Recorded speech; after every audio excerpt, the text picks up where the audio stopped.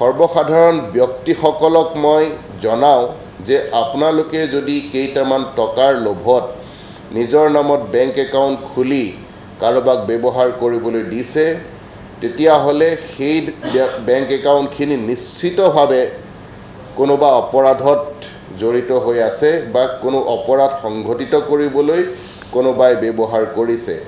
আমি সাইবাৰ ক্ৰাইমৰ যিমান তদন্ত কৰিছোঁ গুৱাহাটীত প্ৰতিটো তদন্ততে যিমানখিনি বেংক একাউণ্ট পাইছোঁ সেই বেংক একাউণ্টখিনি ব্যৱহাৰ কৰি আছে কোনোবাই কিন্তু আছে কোনোবা বেলেগ ব্যক্তিৰ নামত কিন্তু পুলিচে এভিডেন্স পাইছে যে বেংক একাউণ্টটো আপোনাৰ নামত আছে গতিকে আপোনাৰ বিৰুদ্ধে পুলিচে একশ্যন ল'বলৈ বাধ্য।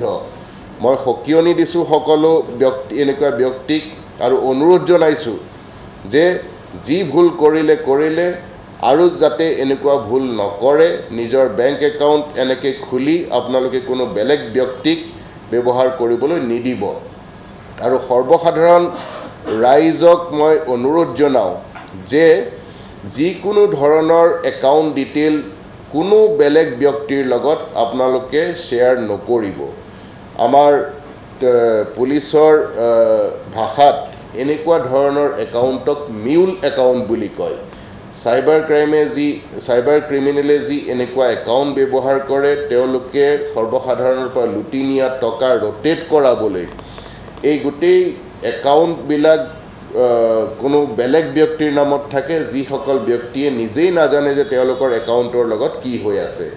এই মিউল একাউণ্টৰ যোগেদি গোটেই সাইবাৰ ক্ৰাইম সংঘটিত হৈ আছে।